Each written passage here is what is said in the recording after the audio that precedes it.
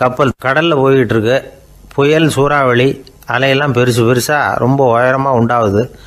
கடுமையான காற்றிலேயும் வேகமான அலைகள்லேயும் சிக்கி அந்த கப்பல் தடுமாறுது. திசை மாறி போச்சு. எந்த பக்கம் போயிட்டு இருக்கிறோம்னே தெரியல. அந்த கப்பலை செலுத்திக்கிட்டு இருந்த மாலுமி ரொம்ப சாமர்த்தியமாக செயல்பட்டார். தன்னுடைய அறிவாற்றலையும் திறமையையும் முழுமையாக பயன்படுத்தினார். அந்த கப்பலை கட்டுப்படுத்தினார். மெதுவாக அந்த சூறாவளியிலிருந்து கப்பலை காப்பாற்றி கரைக்கு கொண்டுட்டு வந்து சேர்த்துட்டார். மாலுமின்னு ஒருத்தர் இருந்ததுனால அந்த மரக்கலம் காப்பாற்றப்பட்டது. மாலுமின்னு ஒருத்தர் இல்லைன்னு வச்சுக்கோங்க, அந்த கப்பலோட கதி என்னவாக இருக்கும் யோசிச்சு பாருங்க. ஒரு கோபக்காரனுடைய நிலைமையும் அப்படித்தானா. கோபக்காரன்கிறவன் ஒரு மாலுமி இல்லாத மரக்கலம் அப்படிங்கிறார் நபிகள் நாயகம். கொந்தளிக்கிற கடலில் கொடுமையான அலைகளின் உச்சியில் அல்லல் படுகிற மரக்கலத்தை விட மோசமானது கோபக்காரனின் நிலைமை அப்படிங்கிறது அவருடைய கருத்து. அது மாதிரி இதுன்னு சொல்லலை, அதை விட மோசம் இது அப்படிங்கிறார். ஏன் தெரியுமா? ஒரு கப்பல் கடலில் தடுமாறினா அதை சரிப்படுத்த மாலுமி இருக்கிறார். அவர் தன்னுடைய சாமர்த்தியத்தினால் அதை கட்டுப்படுத்தி சரியான வழிக்கு கொண்டுட்டு வந்துடுவார். ஆனால் கோபக்காரனுடைய நிலைமை அப்படி இல்லை அப்படிங்கிறார் நபிகள் நாயகம். மனித மனம் ஒரு மரக்கலம், அறிவு அதில் இருக்கிற மாலுமி. மாலுமி மரக்கலத்தை செலுத்துகிறான், அவனுக்கு கட்டுப்பட்டு அது ஓடுது. ஆனால் கோபக்காரனுங்கிற மனுஷங்கிட்ட அறிவுங்கிற மாலுமி சரியாக வேலை செய்ய மாட்டான். ஏன்னா கோபம் அந்த மாலுமியின் கண்களை அவிச்சிரும், காதுகளை கேட்காம பண்ணிவிடும். கண்ணையும் காதையும் மூடிவிட்டு கப்பலை ஓட்டுனா எப்படி ஓட்டுறது? அதனால் கோபக்காரன் மாலுமி இல்லாத மரக்கலம். இடி மின்னலில் மாட்டிக்கிட்டு கஷ்டப்படுற கப்பல் மாதிரி கஷ்டப்படுறான். பெரியவங்கள்லாம் என்ன சொல்கிறாங்க? உனக்கு கெடுதல் பண்ணவனுக்கும் நீ நன்மையை செய், எவருடைய விருப்பு வெறுப்பையும் பொருட்படுத்தாதே. பரம எதிரிக்கும் நீ நன்மை செய்ய ஆரம்பித்தா உன்னுடைய தூய நிலையை பார்த்துட்டு அவனும் உனக்கு நெருக்கமான நண்பனாக ஆயிடுவான். இதுதான் பெரியவங்க நமக்கு சொல்லியிருக்கிறது. புனித குரான் சொல்கிறது என்ன? தீமையை நன்மையை கொண்டே நீர் தடுத்து கொள்ளும் அப்படின்னு சொல்லப்பட்டிருக்கு. அதில் இன்னா செய்தாரை ஒருத்தல் அவர் நாண நன்னயம் செய்து விடல் அப்படிங்கிறார் திருவள்ளுவர். செல்வந்தர் ஒருத்தர்கிட்ட ஒரு சிறுவன் ஆடு மேய்ச்சிக்கிட்டு இருந்தானா. பெரியவர் அவனை கூப்பிட்டு, நீ நேராக போய் ஒரு ஆட்டில் உள்ள ரொம்ப நல்ல பகுதி எதுவோ அதை எடுத்துக்கிட்டு வா அப்படின்னாரான். இவன் போனான். ஒரு ஆட்டு உடம்புல இருந்த நாக்கு, இருதயம், இது ரெண்டையும் எடுத்துகிட்டு கொடுத்தானான். பெரியவர் வாங்கி பார்த்தார். அதுக்கப்புறம் இப்போ நீ போய் இன்னொரு ஆட்டில் இருக்கிற ரொம்ப கெட்ட பகுதி எதுவோ அதை எடுத்துகிட்டு வா அப்படின்னாரான். இவன் போய் எடுத்துகிட்டு வந்தான். அவன் கையில் இருந்தது மறுபடியும் அதே மாதிரி நாக்கு, இருதயம், இது ரெண்டும் தான். என்னது இப்பவும் அதையே கொண்டுட்டு வந்திருக்கிற அப்படின்னாரான் பெரியவர். இவன் சொன்னானா, ஒரு உடம்புல உள்ள ரொம்ப நல்ல பொருளும் இதுதான், ரொம்ப கெட்ட பொருளும் இதுதான் அப்படின்னானா. இளம் வயசில் இப்படி பதில் சொன்னவர் தான் பேரறிஞர் லுக்மானுல் ஹக்கீம் அவர்கள். கோபப்படாமல் இருந்தால் இது ரெண்டும் நல்லா வேலை செய்யும், கோபப்பட்டால் இது ரெண்டும் மோசமாக வேலை செய்யும். அதை புரிஞ்சுக்கிறதுக்காகத்தான் இன்றைக்கி இந்த தகவல். கோபம் வந்துட்டால் நாம் என்ன செய்கிறோங்கிறது நமக்கே தெரியாது. ஒருத்தர் டாக்டர்கிட்ட போனார் அவசரமாக. டாக்டர், எனக்கு இப்போ கடுமையான கோப வெறி, எனக்கு கண்ணு மண்ணு ஒன்றும் புரியல, உடனடியாக அதை கட்டுப்படுத்தணும், உடனே இதுக்கு ஏதாவது ஒரு மாத்திரை கொடுங்க ப்ளீஸ் அப்படின்னார். அந்த டாக்டரும் உடனே ஒரு மாத்திரையை கொடுத்து, இதை உடனே போடுங்க, நான் தண்ணி கொண்டுகிட்டு வரேன்னு உள்ளே போனார். தண்ணியோடு திரும்பி வந்தார். இவர் சொன்னார், டாக்டர், நீங்கள் கொடுத்த மாத்திரை ரொம்ப பெருசாக இருந்தது, இருந்தாலும் கஷ்டப்பட்டு முழுங்கிட்டேன்னார். டாக்டர் சந்தேகத்தோடு மேசையை பார்க்குறார். பார்த்தா மாத்திரை அங்கேயே இருக்குது, பேப்பர் வெயிட்டை காணலை. ரொம்ப பேருக்கு கூட்டத்தில் பேசுறதுன்னா பயம். நமக்கு ஒன்றும் தெரியாதுன்னு மற்றவங்க நினச்சிடக்கூடாதுங்கிற எண்ணம் தான் இதுக்கு காரணம். ரொம்ப முக்கியமான ஒரு கூட்டம்னா பயம் அதிகமாக இருக்கும். முக்கியமானவங்கள்லாம் வருவாங்களே, அவங்களாம் நம்மளை பற்றி மட்டமாக நினச்சிருவாங்களே அப்படிங்கிற பயம் வந்துடும். ஆனால் மேடை பேச்சுங்கிறது அவ்வளவு கடினமான ஒரு காரியம் இல்லைங்கிறாங்க அது சம்பந்தமான நிபுணர்கள். யாரும் பேச்சாளர் ஆகலாம், இது ஒன்றும் பெரிய கிஃப்ட்டு கிடையாது அப்படின்னு அவங்க சொல்கிறாங்க. நீங்கள் ஒரு சிறந்த பேச்சாளர் ஆகணுமா அப்படின்னா அதுக்குன்னு சில ஆலோசனைகளை சொல்லி வச்சுருக்கிறாங்க அனுபவசாலிகள். முதல் ஆலோசனை என்னென்னா, உங்கள் பேச்சு எளிமையாக இருக்கணும். ஏதாவது ஒரு கருத்து அல்லது 2 கருத்து சொன்னால் போதும். 20 அல்லது 30 கருத்துக்களை சொல்லிகிட்டே போகக்கூடாது. ரெண்டாவது ஆலோசனை, நீங்கள் என்ன பேச போகிறீங்கிறது முதல்ல உங்களுக்கு நல்லா புரியணும். அதுக்கப்புறம் தான் அதை அடுத்தவங்களுக்கு புரிய வைக்க முடியும். எப்படி ஆரம்பிக்க போகிறோம், எந்த கருத்தை முக்கியமாக வலியுறுத்த போகிறோம், எப்படி முடிக்க போகிறோம் அப்படிங்கிறத முதல்ல நல்லா சிந்தித்து மனசில் வச்சுக்கணும். கடைசியாக என்ன சொல்கிறீங்களோ அதுதான் கேட்குறவங்க மனசில் நிற்கும். மூணாவது ஆலோசனை என்னென்னா, உங்கள் பேச்சு சுருக்கமாக இருக்கணும். ஒரு 15 நிமிஷம் பேசுகிறது ரொம்ப பொருத்தம். மணிக்கணக்கில் பேசிக்கிட்டு இருக்கிறது நல்லதில்லை. நாலாவது ஆலோசனை, நீங்கள் பேசுகிறது உண்மையாக இருக்கணும். உங்களுக்கு உண்மையான அனுபவங்கள் இருக்கும், அதை சொல்லலாம். உங்களுடைய உண்மையான அனுபவங்களை மற்றவங்களோட பகிர்ந்துக்கணும், அதுதான் முக்கியம். ஐந்தாவது ஆலோசனை, ஆரம்பத்தில் கொஞ்ச நேரம் உங்களை பற்றியும் எதிரில் உள்ளவங்களை பற்றியும் சம்மந்தப்படுத்தி ஏதாவது பேசி ஒரு நெருக்கத்தை ஏற்படுத்திக்கணும். ஒவ்வொருத்தரும் இப்போ இவர் பேச போகிறது நம்ம சம்மந்தப்பட்டது அப்படின்னு நினைக்க ஆரம்பிச்சிருவாங்கல்ல, அதுக்கப்புறம் அவங்க கேட்க தயாராகிட்டாங்கன்னு அர்த்தம். எதிரில் உட்காந்துருக்கிற கூட்டத்திலேருந்து 3 பேரை தேர்ந்தெடுங்க. அதாவது வலது பக்கம் ஒருத்தர், நடுவில் ஒருத்தர், இடது பக்கம் ஒருத்தர். அதாவது உங்களை ரொம்ப கனிவாகவும் ஆர்வமாகவும் பார்க்குறவராக பார்த்து தேர்ந்தெடுத்துங்க. மனசுக்குள்ளே நீங்கள் பேசும்பொழுது என்ன பண்ணணும்னா, இவங்களை நேருக்கு நேராக மாறி மாறி பார்த்துக்கிட்டே பேசுனீங்கன்னா நீங்கள் ஏதோ ஒட்டுமொத்த கூட்டத்தையும் பார்த்து பேசுகிறதாக ஒரு உணர்வு அது ஏற்படுத்திவிடும். ஆறாவது ஆலோசனை என்னென்னா, சொற்பொழிவுன்னா நீங்கள் பேசணும், படிக்கக்கூடாது. எழுதி படிக்கிறது நல்லா இருக்காது. குறிப்புகள் வேணும்னா வச்சுக்கலாம். படிக்கிறது பேப்பர்லேருந்து வர்றது மாதிரி இருக்கும், பேசுகிறது இதயத்திலேருந்து வர்றது மாதிரி இருக்கும். அப்புறம் ஏழாவது ஆலோசனை சொல்கிறாங்க. அது என்னென்னா, மேடையில் ஏறி நின்ன உடனே இயல்பாக மூச்சை இழுத்து விட்டுங்க, இயல்பு நிலைக்கு வாங்க, அதுக்கப்புறம் இயல்பாக பேச ஆரம்பிக்கலாம் அப்படிங்கிறாங்க. இவ்வளவும் பேச்சு கலையில் வல்லுநர்களாக இருக்கிறவங்க சொல்லுகிற ஆலோசனைகள். இதையெல்லாம் கடைபிடிச்சா நமக்கும் அதுக்கும் வெகு தூரம்னு நினச்சிக்கிட்டு இருந்த ஒன்று இப்போ கிட்டத்தில் நெருங்கி வந்துடும். நாம் சொல்கிறபடியெல்லாம் அது கேட்கும். ஒரு பேச்சாளர், அவருக்கு சுருக்கமாகவே பேச தெரியாது. மேடையில் ஏற்றி விட்டுவிட்டா போதும், ஆரம்பிச்சிருவார், நிறுத்த மாட்டார், பேசிக்கிட்டே இருப்பார். ஒரு தடவை அவர் ஒரு கூட்டத்தில் ரொம்ப நேரம் பேசிக்கிட்டே இருக்கிறார். எதிரில் பொறுமை இழந்த ஒருத்தர் தன்னுடைய கை கடிகாரத்தை காட்டினார். அதை கவனித்த பேச்சாளர், மன்னிக்கணும், கை கடிகாரம் நான் கொண்டுகிட்டு வர மறந்துட்டேன், அதுதான் நேரம் போனதே தெரியல அப்படின்னு சொல்லியிருக்கிறார். இதுக்கு அவர் சொன்னாராம் கோபமாக, ஏய்யா கடிகாரத்தை தான் பார்க்க முடியல, மறந்துட்டேன், பக்கத்தில் மாட்டிருக்கிற கேலண்டரையாவது பார்க்கக்கூடாதா அப்படின்னாராம். ஒரு ஊரில் ஒரு சித்தர் இருந்தார், சூஃபி சித்தர். அவர் ஞானம் பெற்ற ஒரு சித்தர். ஒரு நாள் அந்த நாட்டு மன்னன் அவரை பார்க்கறதுக்காக வந்தான். என்ன வேணும் உனக்குன்னு கேட்டார். நான் கடவுளை பார்க்கணும், அதுக்கு நீங்கள் தான் உதவி பண்ணணும் அப்படின்னா அவன். சித்தர் கொஞ்சம் யோசனை பண்ணார். சரி, போயிட்டு நாளைக்கு வாடினார். அதே மாதிரி மன்னன் போயிட்டு அடுத்த நாள் வந்தான். இங்கே நீ என்னோட ஒரு வாரம் தங்கியிருக்க வேண்டியிருக்கும்னார். சரின்னா ஒரு பிச்சை பாத்திரத்தை தூக்கி கையில் கொடுத்தார். அவனுக்கு ஒன்றும் புரியல, இருந்தாலும் வாங்கிட்டான். வாங்கிட்டு இதை என்ன செய்யணும் அப்படின்னு கேட்டான். இதை ஒன்றும் செய்ய வேணாம், இதை எடுத்துக்கிட்டு பக்கத்தில் உள்ள கிராமங்களுக்கு போ, வீடு வீடாக பிச்சை எடுத்துக்கிட்டு வா, அப்படி வந்த பிறகு தான் உனக்கு சாப்பாடும் ஓய்வும் கிடைக்கும். ஒரு வாரம் அப்படி செய், அதுக்கப்புறம் 8வது நாள் நாம் கடவுளை பற்றி யோசிக்கலாம் அப்படின்னார்.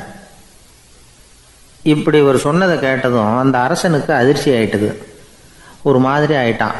தன்னுடைய சொந்த நாட்டில் சொந்த குடிமக்கள்கிட்ட போய் பிச்சை எடுக்கிறதா அப்படின்னு யோசனை பண்ணி பார்த்தான். அதுக்கப்புறம் மெதுவாக அவன் அந்த சித்தரை பார்த்தான். ஐயா, சொந்த நாட்டிலேயே பிச்சை எடுக்கிறதுன்னா எனக்கு ஒரு மாதிரியாக இருக்குது, வெக்கமாக இருக்குது, நான் வேணும்னா வெளி தேசத்தில் எங்கேயாவது போய் பிச்சை எடுக்கவா அப்படின்னு கேட்டான். இதுக்கு அந்த சித்தர் ஒரு சம்மதிக்கலை. இதை பாரு, உன்னால் பிச்சை எடுக்க முடியலன்னா பேசாமல் திரும்பி அரண்மனைக்கே போயிடு, அதுக்கப்புறம் கடவுளை பற்றியெல்லாம் பேசுகிறதுக்கு என்னை தேடிட்டு வரக்கூடாது அப்படின்னு விட்டார். மன்னன் தயங்கினான், இருந்தாலும் மனசை சரி பண்ணிட்டு சம்மதிச்சான். சரிங்க, ஒரு வாரம் இங்கே தங்குறேன், நீங்கள் சொல்கிறது மாதிரி பக்கத்து கிராமங்களுக்கு போகிறேன், வீடு வீடாக பிச்சை எடுக்கிறேன், வர்றேன் அப்படின்னா. ஒரு வாரம் தெரு தெருவாக பிச்சை பாத்திரத்தோடு அலைஞ்சான். சொந்த ஊரில் சொந்த குடிமக்கள்கிட்ட பிச்சை எடுத்தான். 7 நாள் முடிஞ்சுது. 8வது நாள் அந்த சித்தர் மன்னனை கூப்பிட்டார். இப்படி வாழ்னார், வந்தான். இனிமே நீ கடவுளை பற்றி என்கிட்ட கேட்கலாம்னார். இனிமே கேட்கறதுக்கு ஒன்றுமே இல்லை சுவாமின்னா இவன். ஒரு வார காலம் பிச்சை எடுத்த பிறகு தான் கடவுளை காண முடியும் அப்படின்னு நான் கனவு கூட காணவில்லைன்னா. அப்படின்னா நீ பிச்சை எடுத்த காலத்தில் அப்படி என்னதான் நடந்தது அப்படின்னு கேட்டார் அவர். சுவாமி, ஒரு வார காலம் பிச்சை எடுத்ததில் என்னுடைய ஆணவம் அழிஞ்சுட்டுது. அது இப்போ இருக்கிற இடமே தெரியல. இப்போ அதை காணவே காணோம். பிச்சைக்காரனாக இருந்தப்போ பெற்றதை மன்னனாக இருக்கும்போது பெற முடியாதுங்கிறத புரிஞ்சுக்கிட்டேன் அப்படின்னா மன்னன். அடக்கம் பிறந்தவுடன் தெய்வீக கதவுகள் திறந்து கொள்ளுகின்றன அப்படிங்கிறார் ஓஷோ. நம்மால் ஒருத்தன் ஆணவம் அழியணுங்கிறதுக்காக ஒரு திருவோட்டை எடுத்துக்கிட்டு தெரு தெருவாக பிச்சை எடுக்க ஆரம்பித்தான். என்ன, தெய்வீக கதவுகள் திறந்துதா அப்படின்னு கேட்டார் ஒருத்தர். தெய்வீக கதவு திறக்கிறதுக்கு முன்னாடியே எங்கள் வீட்டு கதவு சாத்திக்கிட்டுதுன்னா. என்னடா சொல்கிறேன்னார். இனிமேல் வீட்டுக்குள்ளேயே வர வேணாம், இதையே தொழிலாக வச்சுக்கோ அப்படின்னு எங்கள் வீட்டில் சொல்லிவிட்டாங்க சார் அப்படின்னா. அர்ஜுனன் கேட்ட கேள்விக்கெல்லாம் பகவான் கண்ணன் வந்து பதில் சொன்னார். அதுக்கு பேர் பகவத்கீதை. அதே மாதிரி உத்தவன் கேட்ட கேள்விக்கும் அவர் பதில் சொல்லியிருக்கிறார்.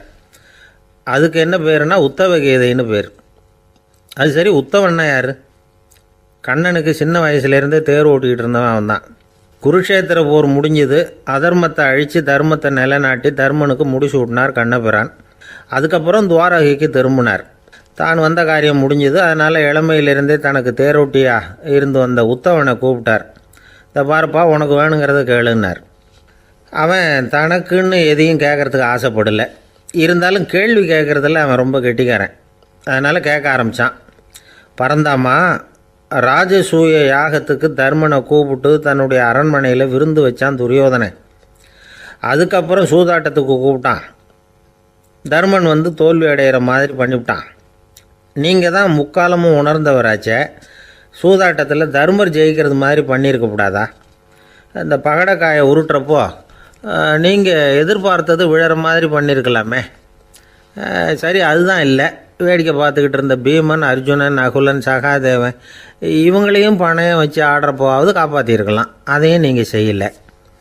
பாவம் அந்த அவல பொண்ணு, ஒன்றும் புரியாத ஒன்றும் தெரியாத அந்த உன்னுடைய சகோதரி திரௌபதி, அந்த பொண்ணை வந்து துச்சாதனன் இழுத்துக்கிட்டு வந்து துகில் உரிகிற கட்டத்தில் காப்பாற்றினியே.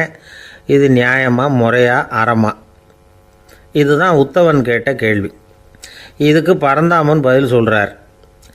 அப்படி கேள் உத்தவா, தருமனை வந்து துரியோதனன் வந்து சூதாட அழைக்கும் பொழுது என்ன சொன்னான் தெரியுமா? நான் பணையம் வைக்கிறேன், எனக்கு பதிலாக என்னுடைய மாமன் சகுனி பகடைக்காய்களை உருட்டுவான்னு சொன்னான். உடனே தருமன் எனக்கு பதிலாக என்னுடைய மைத்துனன் கண்ணன் வந்து பகடைக்காய்களை உருட்டுவான்னு சொல்லியிருக்கலாமே. அப்படி சொல்லலை. என்ன செஞ்சான் தெரியுமா? துரியோதனன் கூட சூதாட்டத்துக்கு சம்மதிச்சிட்டோம், கடவுளே இது என்னுடைய மைத்துனன் கண்ணபிரானுக்கு தெரியக்கூடாது அப்படின்னு வேண்டிக்கிட்டான். இதனால் தருமன் வந்து எனக்கு வந்து மனசால் தடை போட்டுட்டான். அதனால் அரண்மனைக்கு வெளியிலேயே என்னை கூப்பிடுவாங்கன்னு நான் காத்துக்கிட்டு இருந்தேன். பீமன், அர்ஜுனன், நகுலன், சகாதேவன், திரௌபதி இவங்களை பணையம் வச்சு ஆடுறப்போவாவது கூப்பிடுவாங்கன்னு பார்த்தேன். அப்பவும் அவங்க என்னை கூப்பிடல, நினைக்கல. திரௌபதியை வந்து துச்சாதனன் கூந்தலை பிடிச்சி இழுக்கிறான். அப்போ கூட அவள் தன்னுடைய உடல் பலத்தால் தடுக்கிறதுக்கு முயற்சி பண்ணாலே தவிர என்ன நினைக்கல. துரியோதனன் சபைக்கு இழுத்து செல்லப்பட்ட திரௌபதி அறநூல்களையும் அரச நீதிகளையும் சொல்லிக்கிட்டு இருந்தாலே தவிர என்ன நினச்சே பார்க்கலை. துகில் உரிகிற கட்டத்தில் தான் ஹரி ஹரி கண்ணா பரந்தாமன்னு கூப்பிட்டா. அதனால தான் அப்போ போய் நான் காப்பாற்றினேன் அப்படின்னா பரந்தாமன். அப்படின்னா நீ அழைச்சாதான் போவியா, நீயா போக மாட்டியா அப்படின்னு கேட்குறான் உத்தவன். ஆமாம், நான் கூப்பிட்டா தான் போவேன். மனிதர்கள் செய்யக்கூடிய செயல்களையெல்லாம் அவங்கவுங்க போக்கிலேயே விட்டுட்டு வேடிக்கை பார்த்துக்கிட்டு இருப்பேன். நான் குறுக்கிட்டு வந்து ஒன்றுமே செய்ய மாட்டேன் அப்படின்னா பரந்தாமன். மனுஷன் தவறு பண்ணுனா திருத்த மாட்டியா, சும்மா பார்த்துக்கிட்டு தான் உட்காந்துருப்பியா அப்படின்னு கேட்குறான் உத்தவன். நான் மனுஷனுடைய உள்ளத்தில் இருக்கிறப்போ என் எதிரில் மனுஷன் தவறு பண்ண மாட்டான் அப்படின்னு ஆனால் கண்ணன். அதாவது யார் நினைக்கிறாங்களோ அவங்க உள்ளத்துலலாம் அவன் இருக்கிறான். அப்படி இருக்கிறப்போ தவறு செய்ய மனுஷன் அஞ்சுவான். இதுதான் உத்தவ கீதைங்கிறது. இந்த காலத்துலேயும் சில பேர் பகவான் மாதிரி அடுத்தவங்க கஷ்டப்படுறத வேடிக்கை பார்த்துக்கிட்டு இருக்கிறது உண்டு. அன்றைக்கி அப்படித்தான் நடுத்தெருவில் ஒரு திருடனை பிடிச்சி எல்லாரும் சேர்ந்து அடிச்சுக்கிட்டு இருக்கிறாங்க. ஒரு ஆள் மட்டும் தள்ளி நின்று அதை வேடிக்கை பார்த்துக்கிட்டு இருக்கான். பார்த்துக்கிட்டு சிரிச்சுக்கிட்டு இருக்கிறான். என்ன சார் இது, பாவம் அந்த ஆளை போட்டு அப்படி அடிக்கிறாங்களே அப்படின்னும். அடிக்கட்டும் சார், அவன் அடி வாங்க வேண்டிய ஆள் தான் அப்படின்னா அவன். ஏன் சார் அப்படி சொல்கிறீங்க அப்படின்னு கேட்டோம். பின்ன என்ன சார், நான் ஒருத்தர் பையில் இருந்த பர்ஸை எடுக்கிறதுக்கு முயற்சி பண்ணிக்கிட்டு இருந்தேன். அதுக்குள்ளே அவன் முந்திக்கிட்டு அபேஸ் பண்ணிவிட்டான். பர்ஸை அவன் எடுத்துட்டான். பார்க்கறது நான், எடுக்கிறது அவனா? என்ன சார் நியாயம் இது? நல்லா வாங்கட்டும் அப்படிங்கிறான். ஜெருசலேம் அங்கே உள்ள ஒரு தேவாலயம். அதில் உள்ள பலிபீடத்தின் முன்னாடி ஒரு பெட்டி உண்டு. அது காணிக்கை பெட்டி. ஆலயத்துக்கு வர்றவங்க பிரார்த்தனை பண்ணிவிட்டு திரும்பி போகிற சமயத்தில் அந்த பெட்டியில் காணிக்கை போடுவாங்க. அவங்களால எவ்வளவு முடியுமோ அவ்வளவு போடுறது வழக்கம். அவங்கவுங்க வசதிக்கு தகுந்த மாதிரி போடுவாங்க. வசதி உள்ளவங்களாக இருந்தாலும் சரி, வசதியே இல்லாத வறியவர்களாக இருந்தாலும் சரி, ஆலய காணிக்கை பெட்டியில் காசு போடுறது அவங்களுக்கு ரொம்ப பெருமையான ஒரு செயல். ஒரு சமயம் இயேசு தம்முடைய சீடர்களோடு அந்த ஆலயத்துக்கு வரார். அங்கே உட்காந்து ரொம்ப நேரம் வழிபாடு பண்ணிகிட்டு இருக்கிறார். சீடர்களும் அந்த ஜபத்தில் கலந்துக்கிட்டாங்க. வழிபாடு முடிஞ்சுது. இயேசு உட்காந்துருக்கிறார். காணிக்கை பெட்டியில் காசு போடுறவங்கள கவனிக்கிறார். சீடர்களும் அதையே கவனிச்சுக்கிட்டு இருக்கிறாங்க. ரொம்ப பேர் வரிசையாக வந்தாங்க. அவங்களால முடிஞ்ச அளவுக்கு காசு போட்டுட்டு அவங்க பாட்டுக்கு போய்கிட்டு இருக்கிறாங்க. வசதியானவங்க நிறைய பேர் வந்தாங்க. அதுக்கு மத்தியில் வயசான ஒரு அம்மா, அவங்களும் வந்து காசு போட்டுட்டு போகிறாங்க. இப்போ இயேசு தன்னுடைய சீடர்கள் பக்கம் திரும்பினார். ஒரு கேள்வி கேட்டார். இப்போ இந்த காணிக்கை பெட்டியில் நிறைய பேர் வந்து காசு போட்டுட்டு போகிறத நீங்கள் கவனிச்சிங்க. இன்றைக்கி இந்த காணிக்கை பெட்டியில் ரொம்பவும் அதிகமாக காசு போட்டது யார் அப்படின்னு கேட்டார். முதல்ல வந்தார் ஒரு பெரிய மனுஷன், அவர் தான் அதிகமாக போட்டார் அப்படின்னார் ஒருத்தர். மூணாவதாக வந்தவர் தான் அதிகமாக போட்டார், நான் கவனித்தேன் அப்படின்னாரு இன்னொருத்தர். இப்படி ஆளுக்கு ஒரு விதமாக சொல்கிறாங்க. கடைசியாக இயேசு சொன்னாராம், இன்றைக்கு அந்த பெட்டியில் அதிகமாக காசு போட்டவங்க அந்த வயசான அம்மா தான் அப்படின்னாராம். சீடர்களுக்கு ஒன்றும் புரியல. அந்த அம்மா ரொம்பவும் ஏழையாச்சே, அவங்க எப்படி அதிகமாக காணிக்கை செலுத்த முடியும் அப்படிங்கிறது அவங்க சந்தேகம். இயேசு விளக்குனார். நிறைய பேர் வந்தாங்க, நிறையவே காசுகள் போட்டாங்க, அது உண்மைதான். ஆனால் அந்த அம்மா என்ன பண்ணாங்க கவனிச்சிங்களா? வந்தாங்க, தன்னுடைய காசு பையை திறந்தாங்க, அப்படியே கொட்டுனாங்க. அதில் இருந்தது 2 காசுகள் தான். அந்த 2 காசும் காணிக்கை பெட்டியில் விழுந்துட்டுது. மற்றவங்கள்லாம் தங்கள்கிட்ட இருந்த செல்வத்தின் ஒரு சிறு பகுதியை எடுத்து பெட்டியில் போட்டாங்க. ஆனால் இந்த அம்மா தன்கிட்ட என்ன இருந்ததோ அதை அப்படியே போட்டுட்டாங்க. தன்னுடைய பிழைப்புக்காக வச்சுருந்த அவ்வளவையும் இழக்கிறதுக்கு தயாராகிட்டாங்க. அவ்வளவு தாராள மனசு அவங்களுக்கு. அதனால் அவங்க செலுத்தின காணிக்கை தான் அளவில் அதிகம் அப்படின்னார். விலை மதிப்பில்லாத முத்து புதையல் ஒருத்தனுக்கு கிடைக்க போகுதுன்னு வச்சுக்கோங்க. அதன் மதிப்பை உணர்ந்தவன் என்ன பண்ணுவான்? அதை அடையிறதுக்காக தன்கிட்ட இருக்கிற எதையும் கொடுக்கறதுக்கு தயாராக இருப்பான் இல்லையா? அது மாதிரி தான் இதுவும் அப்படின்னார். உலக மதிப்பீடுகளை துரும்பா தூசியாக மதித்து அதையெல்லாம் உதறி விடுகிறவன் இறையருள் அப்படிங்கிற இணையில்லாத செல்வத்தை பெறுகிறான் அப்படிங்கிறது இதில் உள்ள கருத்து. இறைவனுக்காக இழப்பதுன்னா துன்பப்படுகிறவர்களுக்காக, ஏழைகளுக்காக, ஏதுமற்றவர்களுக்காக இழப்பது அப்படின்னு அர்த்தம். உங்கள் அயலானுக்கு நீங்கள் என்ன உதவி செய்தாலும் அதை எனக்கே செய்கிறீர்கள் அப்படின்னு இயேசு சொல்லியிருக்கிறார். அடுத்தவங்களுக்கு உதவணுங்கிற குணம் இன்றைக்கி ரொம்ப குறைஞ்சி போச்சு. ஒருத்தன் வாழைப்பழத்தோல் வழுக்கி கீழே விழுந்துட்டான். பக்கத்தில் இருந்த நண்பன் உடனே இவனை தூக்கிக்கிட்டு போய் ஆஸ்பத்திரியில் சேர்த்துட்டான். அதுக்கப்புறம் சொன்னான், நீ அந்த வாழைப்பழத்தோலில் காலை வைக்க போகிறத முன்னாடியே நான் கவனிச்சுட்டேன் அப்படின்னானா. அப்படின்னா அப்போவே நீ எனக்கு உதவி செஞ்சுருக்கலாமே அப்படின்னானா அவன். நான் டாக்டருக்கு உதவலாம்னு நினச்சிட்டேன் அப்படின்னா இவன். ஒரு வயசான அம்மா ஒரு நாள் ஃபோன் பண்ணாங்க. ஐயா, நான் இந்த தகவல் நிகழ்ச்சியை தினமும் கேட்குறேன், உங்ககிட்ட ஒரு கேள்வி கேட்கணும் அப்படின்னாங்க. என்னங்க அப்படின்னோம். எனக்கு சொந்தமாக ஒரு நல்ல வீடு இருக்குது, வேணுங்கிற அளவுக்கு பணமும் இருக்குது, கணவரும் ரொம்ப நல்லவர், ரிட்டையர் ஆகி வீட்டில் தான் இருக்கிறார், பிள்ளைங்கள்லாம் பெரிய பெரிய உத்தியோகத்தில் இருக்கிறாங்க, அதில் ஒருத்தன் ஐஏஎஸ்ஸு, பணம்லாம் கூட நிறைய கொண்டாந்து கொடுக்குறாங்க. அப்படி இருந்தும் என் மனசில் நிம்மதி இல்லை, வாழ்க்கையில் ஒரு நிறைவு இல்லை அப்படின்னாங்க. ஏன்னு கேட்டோம். அதைத்தான் நான் உங்களை கேட்குறேன், ஏன் அப்படி அப்படின்னு திருப்பி கேட்குறாங்க. எங்களுக்கு ஒன்றும் புரியல. கொஞ்ச நேரம் குழம்பி போயிட்டோம். இருந்தாலும் அதை அவங்கக்கிட்ட காட்டிக்காமல் கொஞ்சம் சாமர்த்தியமாக, ஏம்மா உங்கள் மனசில் நீங்கள் ஏதோ ஒன்று எதிர்பார்க்குறீங்க, அது நிறைவேறலை அப்படி தானே அப்படின்னு கேட்டோம். ஆமாம் அப்படின்னாங்க. அதுக்கப்புறம் அவங்கக்கிட்ட கொஞ்சம் மனம் விட்டு பேசுகிறப்போ தானாக விஷயம் வெளியில் வந்தது. அதாவது அவங்க பிள்ளைங்க பெரிய பெரிய உத்தியோகத்தில் இருக்கிறதுனால அவசரமாக பார்த்துட்டு ஓடுறாங்களாம்.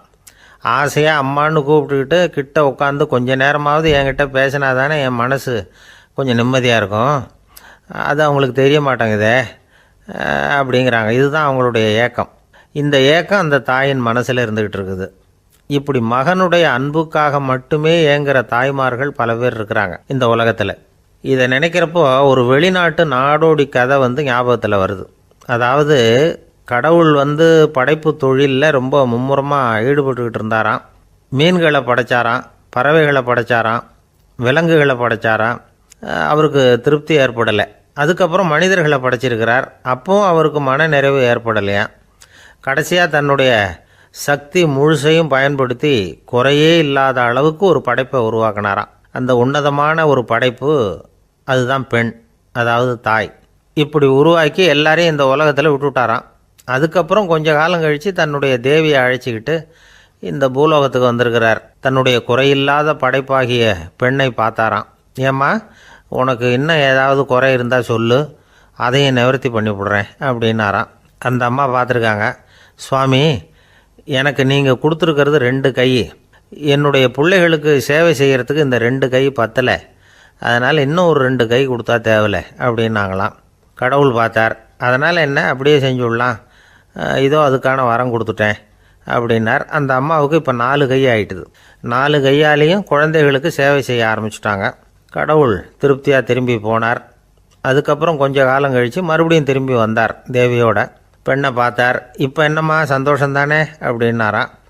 அதுக்கு அந்த அம்மா சந்தோஷந்தான், இருந்தாலும் இப்போ எனக்கு இருக்கிற 2 காலும் போதில்லை, இன்னும் ஒரு 2 கால் இருந்தால் தேவையில்லை, நிறைய ஓடி ஆடி பிள்ளைகளுக்காக வேலை செய்ய வேண்டியிருக்குது அப்படின்னாங்களாம். சரின்னு சொல்லி 4 கால் இருக்கிறது மாதிரி செஞ்சுட்டு போயிட்டார் கடவுள். மறுபடியும் கொஞ்ச நாள் கழித்து தேவி சொன்னாங்க கடவுள்கிட்ட, நீங்கள் என்ன தான் முயற்சி பண்ணினாலும் முழுமையான ஒரு படைப்பை உங்களால் உருவாக்க முடியாது, அப்படி தான் நான் நினைக்கிறேன் அப்படின்னாங்களாம். அப்படியா சொல்கிறேன், வா அந்த பொண்ணை பார்த்துட்டு வருவோம் அப்படின்னு புறப்பட்டு இங்கே வந்தாங்களாம்.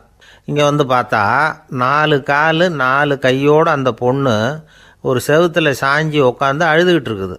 இப்போ தேவி அந்த பொண்ணை சுட்டி காட்டி கடவுள்கிட்ட கேட்டாங்களாம், ஏங்க நீங்கள் அந்த பொண்ணுக்கு கையை கொடுத்தீங்க, காலை கொடுத்தீங்க, சரி, அந்த கண்ணீரையும் எதுக்காக கொடுத்தீங்க அப்படின்னு கேட்டாங்களாம். அதுக்கு கடவுள் சொன்னாராம், கையை கொடுத்தது நான் தான், காலை கொடுத்தது நான் தான், ஆனால் அந்த கண்ணீரை கொடுத்தது நான் இல்லை, அதை கொடுத்தது அந்த அம்மாவோட பிள்ளைங்க அப்படின்னாராம். இன்றைக்கும் அப்படித்தான் பல பிள்ளைங்க அவங்க அம்மாவுக்கு கண்ணீரை தான் கொடுத்துக்கிட்டு இருக்கிறாங்க. அம்மாவை மதிக்கிற பிள்ளைங்க தான் இன்றைக்கி நல்லபடியாக இருக்கிறாங்கங்கிறது அவங்களுக்கு தெரியறதில்ல. இந்த காலத்து பிள்ளையாண்டான் ஒருத்தன் அவங்க அம்மாக்கிட்டேயும் நல்ல பிள்ளையாக நடந்துக்குவான், மனைவிக்கிட்டேயும் நல்ல கணவனாக நடந்துக்குவான், ரொம்ப சாமர்த்தியம். ஒரு நாள் அவங்ககிட்ட கேட்டாங்க, ஏன்பா உங்கள் அம்மாவும் உன் மனைவியும் சண்டை போட்டுக்கிட்டா நீ எந்த பக்கம் அப்படின்னாங்களாம்.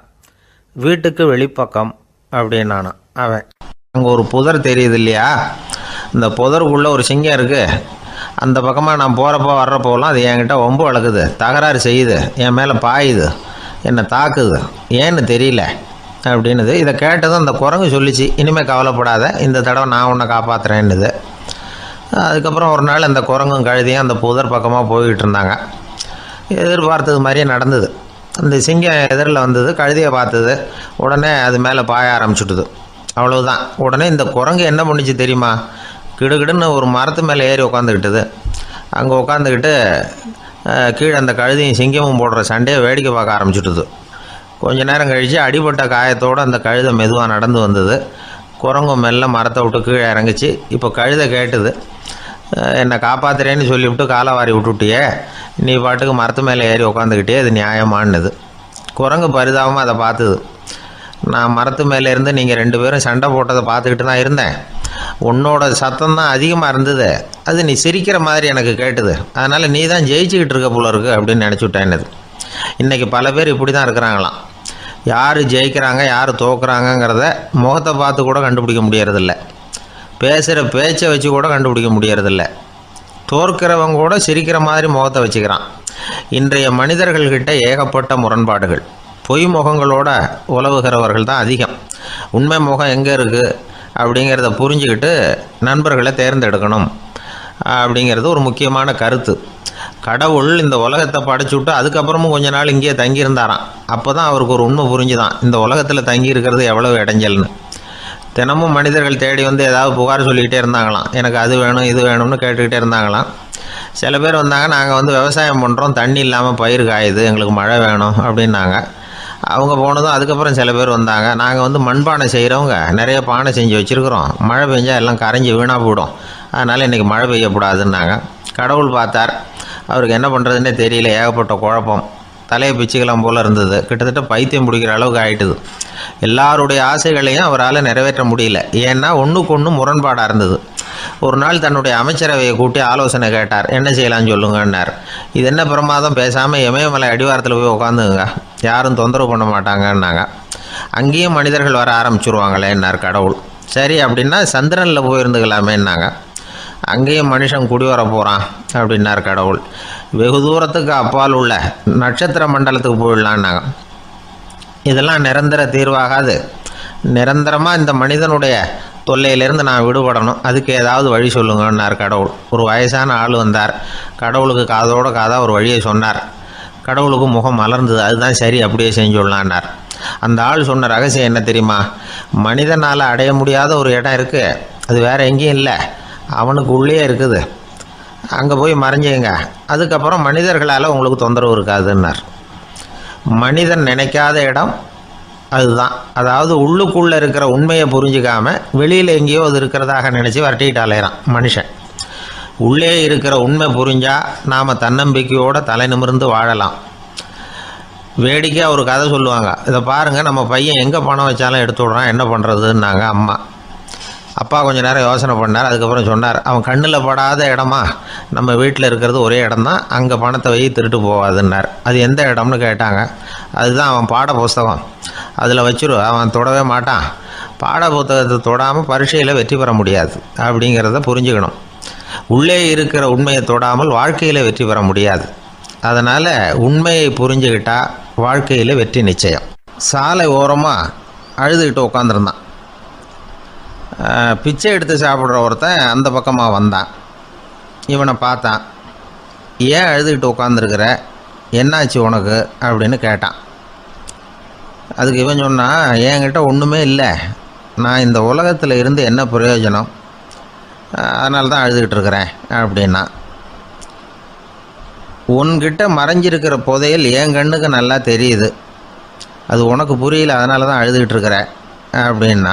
என்னது, புதையல் இருக்குதா, உன் கண்ணுக்கு தெரியுதா அப்படின்னு கேட்டான்.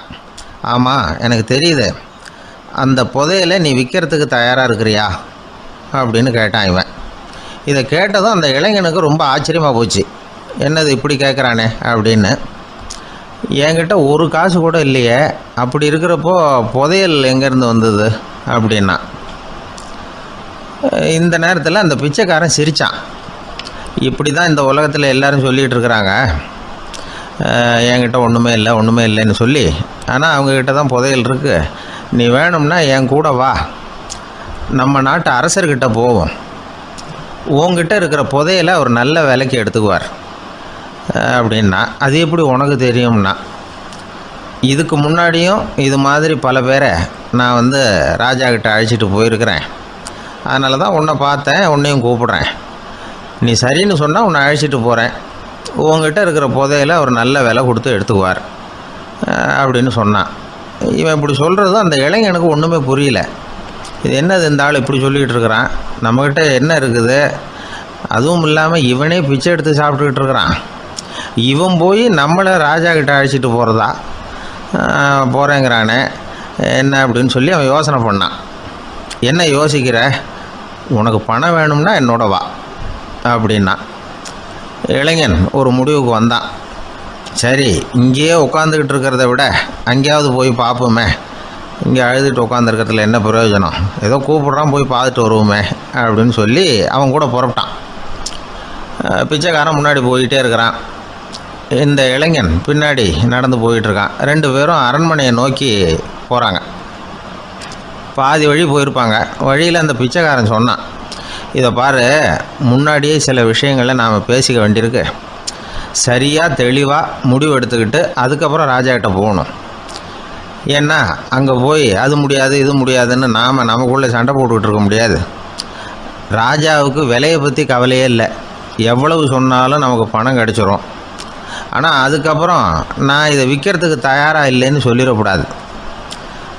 அதனால் புதையலை விற்கிறதா இல்லையாங்கிறத இங்கேயே தெளிவாக முடிவு செஞ்சுக்கணும். இல்லைன்னா ராஜா கிட்ட போய் அங்கே போய் குழப்பிக்கிட்டு இருக்க முடியாது அப்படின்னு சொன்னான். இளைஞனுக்கு ஒன்றுமே புரியல. என்ன சொல்கிற நீ, என்கிட்டயா புதையலா, எங்கே இருக்குது அப்படின்னு சொல்லி குழம்பி போனான். இப்போ அந்த பிச்சைக்காரன் சொன்னான், இதை பாரு, இப்போ உதாரணத்துக்கு உன்னுடைய கண்களை எடுத்துக்கோ. அதுக்கு நீ என்ன விலை கேட்டுற போகிற? நான் அதுக்கு ராஜா கிட்டே இருந்து ஒரு 50,000 ரூபா வாங்கி தர முடியும். உன்னுடைய இருதயத்தை கொடுக்குறியா, 20 லட்சம் ரூபா வாங்கி தரேன். மூளையை கொடுக்குறியா, 30 லட்சம் வாங்கி தரேன். என்ன சொல்கிற அப்படின்னு சொல்லி இந்த பிச்சைக்காரன் பேசிக்கிட்டே போகிறான். இளைஞனுக்கு கோபம் வந்துட்டுது. என்ன உளர்ற, உனக்கு என்ன பைத்தியமா? கண்ணையும் மூளையையும் இருதயத்தையுமா விற்பாங்க? என்ன விலை கொடுத்தாலும் அதையெல்லாம் நான் விற்கிறதுக்கு தயாராக இல்லை, நான் விற்க மாட்டேன். அதை கொடுத்துட்டு நான் என்ன பண்ணுறது? இப்படி நான் மட்டும் இல்லை, யாருமே இதை விற்கிறதுக்கு தயாராக இருக்க மாட்டாங்க அப்படின்னு சொன்னான் அந்த இளைஞன். இவன் இப்படி சொன்னதும் அந்த பிச்சைக்காரன் வாய் விட்டு சிரிக்க ஆரம்பிச்சுட்டான். இப்போ பைத்தியமானது நானா நீயா? லட்சக்கணக்கான கோடிக்கணக்கான ரூபாய் பொறுமானம் உள்ள பொருள்களை உங்ககிட்டயே வச்சுக்கிட்டு விற்க முடியாதுன்னு சொல்கிற நீ தான் ஏழை. என்கிட்ட ஒன்றுமே இல்லைன்னு மரத்தடியில் உட்காந்து அழுதுகிட்டு இருக்கிறியே அப்படின்னு சொன்னான். இன்றைக்கி பார்த்திங்கன்னா பல பேர் தன்கிட்ட புதைஞ்சிருக்கிற ஆற்றலை புரிஞ்சிக்க முடியாமல் அவதிப்பட்டுக்கிட்டு இருக்கிறாங்க. நம்மக்கிட்ட என்ன இருக்குங்கிறது அவங்களுக்கு தெரியறதில்ல. அதனால தான் என்கிட்ட ஒன்றுமே இல்லைன்னு சொல்லி அழுதுகிட்டு இருக்கிறாங்க.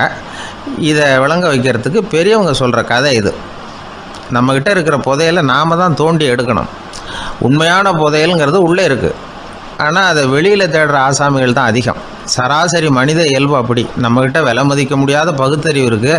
அதை வச்சுக்கிட்டு வாழ்க்கையில் முன்னேறத்துக்கு முயற்சி பண்ணணும். என்கிட்ட ஒன்றுமே இல்லைன்னு நினச்சி ஓரமாக உட்காந்துடக்கூடாது. முயற்சி செஞ்சால் முடியாத காரியம் எதுவுமே இல்லை.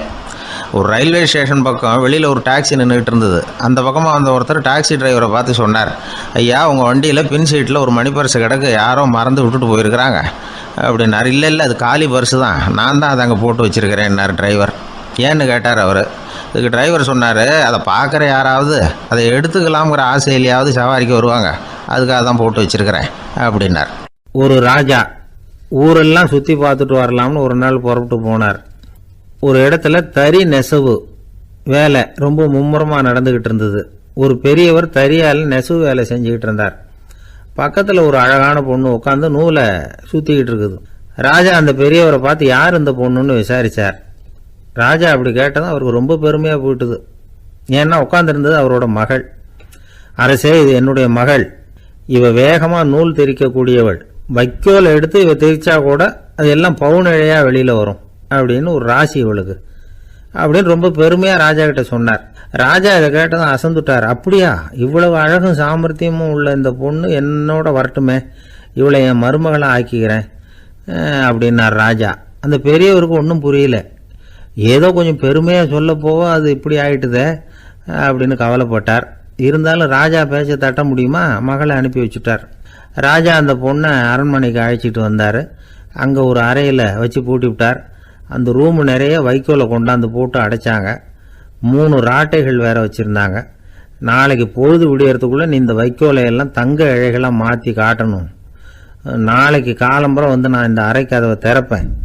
உன் தகப்பன் சொன்னது மாதிரி எல்லாம் தங்கமாக மாறி இருக்கணும், இல்லைன்னா நீ உயிர் தப்ப முடியாது அப்படின்னு உத்தரவு போட்டார். பாவம் அந்த பொண்ணு என்ன பண்ணும், பகல் பூரா அழுதுகிட்டே உட்காந்துருக்குது. ராத்திரி பூராவும் தூக்கம் வரல. மறுநாள் அதிகாலை நேரத்தில் யாரோ கதவை தட்டுற சத்தம் கேட்டுது. பயந்துக்கிட்டே கதவை திறக்கிறா. திறந்து பார்த்தா வெளியில் 3 அவலட்சணமான பெண்கள். ஒருத்திக்கு கால் அகலமாக முறை மாதிரி இருக்குது, இன்னொருத்திக்கு கட்டை விரல் கரண்டி மாதிரி பெருசாக இருக்குது, 3வது பொண்ணுக்கு உதடு தடித்து ரப்பர் மாதிரி தொங்கிக்கிட்டு இருக்கு. யார் நீங்கள், உங்களுக்கு என்ன வேணும் அப்படின்னு கேட்குது இந்த பொண்ணு. நாங்கள் உங்களுக்கு உதவி செய்கிறதுக்கு தான் வந்திருக்கிறோம் அப்படின்னு சொல்லி உள்ளே வந்தாங்க. உட்காந்தாங்க. கொஞ்ச நேரத்துக்குள்ளே உள்ளே இருந்த வைக்கோலையெல்லாம் தங்க இழைகளாக மாற்றி கொடுத்துட்டு போயிட்டாங்க. காலையில் ராஜா வந்தார், பார்த்தார். ஆகா பேஷுனார். இன்னும் கொஞ்சம் வைக்கோலை கொண்டாந்து அந்த ரூமில் போட சொன்னார். இந்த வைக்கோலையும் இன்னைக்கு தங்கமாக மாற்றி விடு, நாளைக்கு மறுநாள் உனக்கும் இளவரசனுக்கும் கல்யாணம்னு சொல்லிவிட்டார். இன்னைக்கு ராத்திரி அந்த 3 பொண்ணுங்களும் வந்தாங்க. வைக்கோலை பொண்ணு இழைகளாக மாற்றினாங்க, புறப்பட்டாங்க. இந்த பொண்ணு அவங்க காலில் விழுந்து வணங்கினா, என் உசுரை காப்பாற்றுனீங்க, உங்களுக்கு நான் என்ன கைமாறு செய்ய போகிறேன் அப்படின்னா. பயப்படாத, நீ விரும்பினா எங்களுக்கு ஒரு உதவி செய்யலாம். உன்னுடைய கல்யாணத்துக்கு நாங்கள் 3 பேரும் வரோம். நீ எங்களை வரவேற்று ராஜாக்கிட்டையும் இளவரசர்கிட்டையும் நாங்கள் உன்னோட பெரியப்பா பொண்ணுங்கன்னு சொல்லி அறிமுகப்படுத்தி வை, நாங்கள் விருந்து சாப்பிட்டுட்டு போயிடுறோம் அப்படின்னாங்க. ரொம்பவும் சந்தோஷமாக சரின்னு ஒத்துக்கிட்டா. கல்யாண நாள் வந்தது. கல்யாணம் ரொம்ப கோலாகலமாக நடந்துக்கிட்டு இருக்கு. எல்லா தேசத்து ராஜா ராணிகளும் வந்துக்கிட்டு இருக்கிறாங்க. அந்த 3 அவலட்சணமான பொண்ணுங்களும் சேர்ந்தாங்க. யார் இவங்கன்னு கேட்டார் ராஜா. என் பெரியப்பா பொண்ணுங்க அப்படின்னா அந்த பொண்ணு. காலும் உதடும் கட்டை விரலும் ஏன் இப்படி உங்களுக்கு அவலட்சணம் ஆயிட்டுது அப்படின்னு கேட்டார். அதுக்கு அந்த பொண்ணுங்க பதில் சொன்னாங்க. என்ன செய்யறது, ஓயாமல் வைக்கோலை நூற்று ஒருத்தியோட கட்டை விரல் அப்படி கரண்டி மாதிரி ஆயிட்டுது. நாக்கில் தொட்டு தொட்டு திரிச்சதுனால ஒருத்தியோட உதடு அப்படி ஆயிட்டுது. காலால் கட்டையை அழுத்தி அழுத்தி தறி போட்டதுனால இன்னொருத்தையோட கால் அப்படி ஆயிட்டுது. உங்கள் மருமகளாக வந்திருக்கிற இந்த பொண்ணு அந்த 3ஐயுமே செய்ய தெரிஞ்சவ தான். என்ன ஆக போகுதோ இன்னும் கொஞ்ச நாளில் அப்படின்னாங்க. அவ்வளவுதான். ராஜா பயந்துட்டார். அம்மா, இன்னையிலேருந்து நீ இளவரசனின் மனைவி. நீ எப்பவும் அழகாக இருக்கணும். அதனால் நீ இனிமேல் வைக்கோலை திரிக்கவே கூடாது அப்படின்னு உத்தரவு போட்டார். அவளை இக்கட்டான சூழ்நிலையிலிருந்து காப்பாற்றின அந்த 3 பொண்ணுங்களும் சந்தோஷமாக திரும்பி போயிட்டாங்களாம். சுவாமி சின்மயானந்தர் இந்த கதையை சொல்லியிருக்கிறார். தன்னலம் மறந்து சுயலாபத்தை தியாகம் செய்கிறது வைக்கோல்ல இருந்து தங்க இழைய நூக்கிறது மாதிரி அப்படிங்கிறார் அவர். அது இருக்கட்டும், இப்போ நம்ம கதைக்கு வருவோம். ஒரு ராஜா தன்னோட மகனுக்கு சுயவரம் நடத்தினார். எல்லா தேசத்திலிருந்தும் ராஜகுமாரர்கள் வந்திருந்தாங்க. ராஜகுமாரியை கல்யாணம் பண்ணிக்கலாம்ங்கிற ஆசையில் சுயம்பர மண்டபத்திலிருந்து எல்லா ராஜகுமாரர்களும் அலறி அடிச்சுக்கிட்டு வெளியில் ஓடி வந்துகிட்டு இருக்கிறாங்களாம். ஏன் இப்படி எல்லாரும் மிரண்டு போய் ஓடி வர்றாங்கன்னு கேட்டார் ஒருத்தர். அதுக்கு இன்னொருத்தர் விவரம் சொன்னார். ராஜகுமாரியை இன்னைக்கு தான் அவங்க நேரில் பார்த்தாங்களாம், அதுதான் அப்படி ஓடி வந்துகிட்டு இருக்கிறாங்க அப்படின்னார்.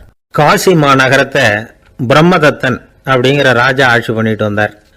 அவர் ஒவ்வொரு வருஷமும் ஒரு திருவிழா நடத்துறது வழக்கம். எல்லா தேசத்திலிருந்தும் எல்லா வகையான ஜனங்களும் அதில் கலந்துக்குவாங்க. ஒரு சமயம் அது மாதிரி விழா நடந்துகிட்டு இருந்தது. வைகுண்டத்திலிருந்து தேவலோகத்திலிருந்து நிறைய தேவகுமாரர்கள்லாம் காசி நகருக்கு அப்போது வந்திருந்தாங்க. அதில் முக்கியமாக ஒரு 4 தேவகுமாரர்கள். அந்த 4 பேரையும் சுற்றி ஏகப்பட்ட கூட்டம். அப்படி என்ன விசேஷம் அவங்கக்கிட்ட அப்படின்னா, மற்றவங்களை விட அவங்க முகம் அழகாக இருந்ததா அப்படி பார்த்தா அப்படியும் இல்லை. அவங்க அணிஞ்சிருந்த மலர் மாலைகள் தான் அதுக்கு காரணமாக. அந்த மலர்கள்லேருந்து அப்படி ஒரு அபூர்வமான நறுமணம்.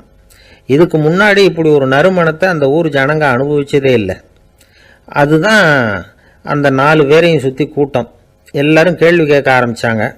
உடனே அந்த 4 தேவகுமாரர்களும் எல்லாருக்கும் தெரியும்படியாக வானத்தில் எழும்பி கொஞ்சம் உயரமாக நின்றுக்கிட்டாங்க. கீழே நின்றுக்கிட்டு இருந்த அரசன்லேருந்து ஆண்டி வரைக்கும் ஒருத்தர் பாக்கி இல்லாமல் ஒரே குரலில் எல்லாரும் அவங்கள பார்த்து, எங்களுக்கும் இது மாதிரி மாலையை போட்டுக்கணும்னு ஆசையாக இருக்குது, அதுக்கு நீங்கள் தான் அருள் பண்ணணும் அப்படின்னு கேட்டுக்கிட்டாங்க. மாலை போட்டுக்கிறதுனா எல்லாருக்கும் ஆசையாக தானே இருக்கும். அந்த 4 தேவகுமாரர்களில் ஒருத்தர் புத்தர் பிரான். அவர் சொன்னார், பூலோகவாசிகளே, நான் சொல்கிறத கொஞ்சம் பொறுமையாக கேளுங்க. கக்காரு அப்படிங்கிற கற்பக விருஷத்தின் மலர்களால் தொடுக்கப்பட்டது இந்த மாலை. இதுக்கு நிறைய சக்தி உண்டு. எந்த காலமும் இது வாடாது, வாசனையும் குறையாது. ஆனால் இதை அணிந்து கொள்றதுக்கு சில தகுதிகள் தேவை அப்படின்னார். என்ன தகுதி அது சொல்லுங்களேன் அப்படின்னு ஏக காலத்தில் எல்லாரும் சத்தம் போட்டாங்க. தீய இயல்புகள் உள்ளவங்க, இழிந்த சிந்தனை இழிந்த செயல் உள்ளவங்க இந்த மாலையை அணிய முடியாது அப்படின்னார். அவ்வளோதான். கூட்டத்தில் சத்தம் போட்டவங்கள்லாம் மெதுவாக அப்படி அடங்க ஆரம்பிச்சிட்டாங்க. இன்னொரு தேவகுமாரன் சொன்னார், அடுத்தவங்க பொருளை அபகரிக்காதவன், அடுத்தவங்களுக்கு கெடுதல் பண்ணக்கூடிய பொய் பேசாதவன், பேராசையினால் கெட்ட வழியில் பொருள் ஈட்ட நினைக்காதவன் இந்த மாலையை போட்டுக்கலாம் அப்படின்னார். கூட்டத்திலிருந்து யாரும் முன்னுக்கு வரல. ஒரே ஒரு ராஜகுரு மட்டும் கொஞ்சம் முன்னாடி வந்தார். பெரியவர், படித்தவர். அவர், எனக்கு தகுதி இருக்குது அந்த மாலையை போட்டுக்கிறதுக்கு அப்படின்னார். வேற ஒன்றும் இல்லை, பொய் சொல்லியாவது அந்த மாலையை வாங்கிக்குவோமே அப்படின்னு முடிவு பண்ணிட்டார் அவர். அவ்வளோதான், மாலையை வாங்கிட்டார். அடுத்த தேவகுமாரன் பேசினார். யாருக்கு திடமான அறிவும் மனமும் இருக்குதோ, யாருக்கு நல்ல காரியங்களில் அசையாத ஈடுபாடு இருக்குதோ, நல்ல அரிய பொருள்களை தனியாக தான் மட்டும் அனுபவிக்க விரும்பாதவர் யாரோ அவர் முன்னாடி வந்து இந்த மாலையை வாங்கிக்கலாம் அப்படின்னார். அந்த தகுதியும் எனக்கு இருக்குன்னார் ராஜகுரு. மாலையை வாங்கி போட்டுக்கிட்டார். இன்னொரு ராஜகுமாரன் பேச ஆரம்பித்தார். அறநெறியில் செல்வம் சேர்க்கணும், ஆடம்பர பொருள்களுக்கு அடிமையாகக்கூடாது, வெற்றி அடைஞ்சாலும் கர்வம் வரக்கூடாது, அப்படிப்பட்டவங்க இந்த மாலையை போட்டுக்கலாம்னார். துணிஞ்சு பொய் சொல்லி அதையும் வாங்கி கழுத்தில் போட்டுக்கிட்டார் இந்த ராஜகுரு. இன்னொரு ராஜகுமாரன் சொன்னார், சான்றோர்களை நிந்திக்காதவங்க, புறம் பேசாதவங்க இந்த மாலையை போட்டுக்கலாம்னார். அதையும் வாங்கி போட்டுக்கிட்டார். திருவிழா முடிஞ்சுது, எல்லாரும் திரும்பி போயிட்டாங்க. மறுநாள் ராஜகுரு 4 மாலைகளையும் போட்டுக்கிட்டு ராஜசபைக்கு வரார். வந்தவர் ரொம்ப அவஸ்தையோடு வர்றார். மாலையெல்லாம் வாடி போயிட்டுது, வாசனை எதுவும் கிடையாது. அது மட்டும் இல்லை, அவருக்கு கடுமையான தலைவலி வேற வந்துட்டுது. துடிச்சு போயிட்டார். மாலையை கழட்டவும் முடியல. ஜனங்கள்லாம் அவரை பார்த்து சிரிக்க ஆரம்பிச்சிட்டாங்க. என்னத்துக்கு ஆசைப்படணும், ஏன் இப்படி கஷ்டப்படணும் அப்படின்னு. ராஜா பார்த்தார். மறுபடியும் விழாவுக்கு ஏற்பாடு பண்ணினார். தேவகுமாரர்கள்லாம் வந்தாங்க.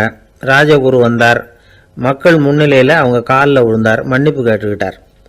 இந்த மாலையை போட்டுக்கிற தகுதி எனக்கு இல்லை. தகுதி இல்லாத ஒருத்தன் தகாத தகுதியை பொய் மூலம் பெறணும்னு ஆசைப்படுறாங்களே, அவங்களுக்கெல்லாம் என்னுடைய தண்டனை ஒரு எச்சரிக்கையாக இருக்கட்டும்னார். அதுக்கப்புறம் தேவகுமாரர்கள் அவர் கழுத்தில் இருக்கிற மாலையை கழட்டினாங்களாம். அந்த மாலைகளும் பழையபடி மனம் கொடுக்க ஆரம்பிச்சுட்டு தான். இதுலேருந்து நாம் தெரிஞ்சுக்க வேண்டியது என்னென்னா, நமக்கு தகுதி இல்லாத ஒரு கௌரவம் நம்மக்கிட்ட தானாக வந்தால் கூட அதை வந்து தவிர்த்து விடுறது தான் நல்லது. அதுதான் புத்திசாலித்தனம். ஒருத்தர் வந்தார். சார், எங்கள் இலக்கிய மன்ற விழாவுக்கு நீங்கள் வந்து தலைமை தாங்கணும்னார். உடனே இவர் சொன்னார், பேச்சாளர், சார், இலக்கியத்தை பற்றி பேசுகிற தகுதி எனக்கு இல்லையே அப்படின்னார். உடனே அவர் கூப்பிட வந்தவர் சொன்னார், அந்த தகுதி உங்களுக்கு இல்லைங்கிறது எங்களுக்கும் தெரியும் சார், அதனால தான் உங்களை தலைமை தாங்க கூப்பிடுறேன் அப்படின்னார். அது சரி, தலைமைன்னா அதுக்கு இவர் என்னதான் அர்த்தம் பண்ணுறாருன்னு தெரியல. ஒரு பெரிய பியானோ கலைஞர் வியன்னாவில் இருந்தார். ரொம்ப புகழ்பெற்ற இசை கலைஞர் அவர். இங்கிலாந்து மகாராணி விக்டோரியா அவருடைய சங்கீதத்தை கேட்கணும்னு ஆசைப்பட்டாங்க. அவரை அரண்மனைக்கு கூப்பிட்டாங்களாம். பியானோ வாசிக்க சொல்லி கேட்டாங்களாம். இவரும் ரொம்ப பிரமாதமாக வாய்ச்சி காட்டியிருக்கார். உடனே பாராட்டி பரிசுகள்லாம் கொடுத்து அனுப்புனாங்களாம். அந்த இசையை கேட்கறதுல அரசிக்கு ரொம்பவும் ஆர்வம் உண்டு. அதனால் அதுக்கப்புறமும் அந்த கலைஞர் அடிக்கடி அரண்மனைக்கு வர வேண்டிய அவசியம் ஏற்பட்டது. ஏன்னா அரசி கூப்பிட ஆரம்பித்தாங்க. இவர் போகணும், அங்கே இசை நிகழ்ச்சி நடத்தணும். இவர் அங்கே பாடி வாசிக்கிறது உண்டு. ஒரு தடவை வந்து மகாராணி அவரை பார்த்து, உங்கள் நாட்டு தேசிய கீதம் பாடுங்களேன் அப்படின்னு கேட்டாங்களாம். உடனே அவர் தன்னுடைய நாடான ஆஸ்திரியாவின் தேசிய கீதத்தை பாடியிருக்கிறார். அவர் பாட ஆரம்பித்த உடனே மகாராணி எழுந்திரிச்சு நின்னாங்களாம். அதுக்கு மரியாதை செலுத்துகிற நோக்கத்தோடு பாட்டு முடிகிற வரைக்கும் அப்படியே நின்றுக்கிட்டு இருந்தாங்களாம். இதுதான் அந்த அரசியினுடைய பெருந்தன்மை. அதாவது நாட்டுப்பற்றுங்கிறது அந்த அளவுக்கு அப்படி இருக்கணும். இப்படி ஒரு அரசியே நம்ம நாட்டு தேசிய கீதத்துக்கு எழுந்திரிச்சு நின்று மரியாதை செலுத்துகிறாங்க அப்படிங்கிறத புரிஞ்சிக்கும் பொழுது அந்த முதிய கலைஞரின் மகிழ்ச்சிக்கு அளவே இல்லையாம். அதுக்கப்புறம் அந்த பியானோ கலைஞர் ஒரு நாள் தன்னுடைய நண்பர் ஒருத்தர்கிட்ட பேசிக்கிட்டு இருந்தாராம். அப்போ சொன்னாராம், மகாராணியார் வந்து எனக்கு எவ்வளவோ பரிசுகள்லாம் கொடுத்துருக்குறாங்க. ஒரு தடவை எனக்கு வைரக்கல் பதித்த அணி ஒன்றை கூட பரிசாக கொடுத்தாங்க. ஆனால் அதை விட உயர்ந்த விலை மதிக்க முடியாத அணி என்ன தெரியுமா? நான் என்னுடைய நாட்டு தேசிய கீதத்தை நான் பாடுறப்போ அவங்க எழுந்திரிச்சு நின்று மரியாதை செலுத்தினாங்களே, அதுதான் எனக்கு கிடைச்ச மிகப்பெரிய பரிசு அப்படின்னாராம். எனக்கு தெரிஞ்ச சங்கீத வித்வான் ஒருத்தர் இருக்கார். சமீபத்தில் ஒரு நாள் அவரை பார்த்தேன். எப்படி போயிட்டுருக்கு உங்கள் தொழில் அப்படின்னு கேட்டேன். ரொம்பவும் வித்தியாசமாக போயிட்டுருக்குங்க அப்படின்னார். என்ன சொல்கிறீங்க அப்படின்னேன். முன்னாடியெல்லாம் நான் பாடினா எதிரில் இருக்கிறவங்க தான் எழுந்திரிச்சு போயிட்டு இருந்தாங்க. இப்போ எப்படின்னா நான் பாட ஆரம்பிச்சுட்டா உடனே பக்கவாத்தியக்காரனே எழுந்திரிச்சு போயிடுறான் அப்படின்னார் ரொம்ப வேதனையோட. என்னை விட யோக்கியம் இந்த உலகத்தில் வேற யாரும் இல்லை சார் அப்படின்னார் ஒருத்தர். அவரை விட அயோக்கியன் வேற யாரும் இருக்க முடியாதுங்கிற முடிவுக்கு கேட்டவங்க வந்துட்டாங்களாம். மனுஷனுக்கு இருக்கிற ஒரு மிகப்பெரிய குறையே தன்கிட்ட இருக்கிற குறை அவனுக்கு தெரியாமல் போகிறது தான். ஆனால் அடுத்தவங்கிட்ட இருக்கிற குறை இவனுக்கு தெளிவாக தெரிஞ்சிடும். ஒரு ஒட்டகம் ஒரு கொக்கை பார்த்து ஒரு கேள்வி கேட்டுதான். என்ன கேள்வி தெரியுமா? உன் கழுத்து ஏன் இப்படி வளைஞ்சி போயிருக்குது அப்படின்னு கேட்டிருக்கு. இதுக்கு உடம்பே வளைச்சல். இது போய் கொக்கை கிண்டல் பண்ணுது. இன்னைக்கு மனித சுபாவமும் கிட்டத்தட்ட இப்படித்தான் இருக்குது. இந்த உலகத்தில் குறையில்லாத மனிதர்கள் யாரும் கிடையாது, நாம் உள்பட அப்படிங்கிறத முதல்ல நாம் நல்லா புரிஞ்சுக்கணும். ஒரு ஊரில் ஒரு விற்பனை நிலையம் இருந்தது. செல்ல பிராணிகளை விற்பனை செய்கிற நிலையம் அது. நாய், கிளி, பூனை இப்படி நிறைய வச்சு விற்பனை பண்ணிகிட்டு இருக்கிறாங்க. நாய்க்குட்டி விற்பனை செய்கிற பகுதியில் ஒரு சிறுவன் நின்றுக்கிட்டு இருந்தான். விற்பனை செய்கிற ஆளுகிட்ட விலை கேட்டுக்கிட்டு இருந்தான். அதோ இருக்குதே அந்த நாய்க்குட்டி என்ன விலை அப்படின்னு கேட்டானா. 1000 ரூபா அப்படின்னாரான். சரி அது வேணாம், இது என்ன விலைன்னு இருக்கான். 500 ரூபா அப்படின்னாரான். இந்த சின்ன பையன் கையில் வச்சுருந்தது வெறும் 50 ரூபா தான். அதனால் இதை விட குறைச்சலாக கிடைக்குமான்னு பார்த்துருக்கான்.